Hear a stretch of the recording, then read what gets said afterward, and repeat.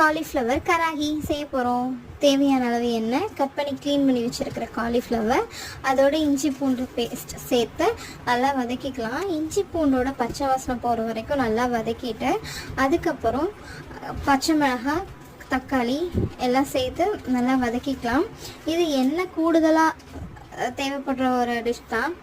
ஆனால் நம்ம தேவையான அளவு மட்டும் சேர்த்துக்கலாம். வேணும்னா நீங்கள் தண்ணி கூட சேர்த்துக்கலாம். நானும் அப்பப்போ கொஞ்சம் தண்ணி சேர்த்து தான் வேக வச்சுருக்கேன். தேவையான அளவு உப்பு போட்டுக்கலாம். இது அப்பப்போ மூடி போட்டு வேக வைங்க. சிம்மிலே வேகட்டும். அப்போ தான் கொஞ்சம் சீக்கிரமாகவும் வேகும். அது இல்லாமல் காலிஃப்ளவரும் தக்காளியும் தண்ணி விடும். ஸோ அதனால் நம்ம பார்த்து தண்ணி விட்டுக்கலாம். எனக்கு காரம் பத்தல, கொஞ்சம் தேவையான அளவு மிளகாய்த்தூள் நான் சேர்த்துக்கிறேன். நல்லா வதக்கிக்கலாம். இது ஒரு பாகிஸ்தானி டிஷ். இது யூஸ்வலாக சிக்கன் மட்டனில் தான் செய்வாங்க. ஆனால் நான் காலிஃப்ளவரில் செஞ்சுருக்கேன். நீங்கள் சிக்கன் மட்டன்லேயும் செய்யலாம்.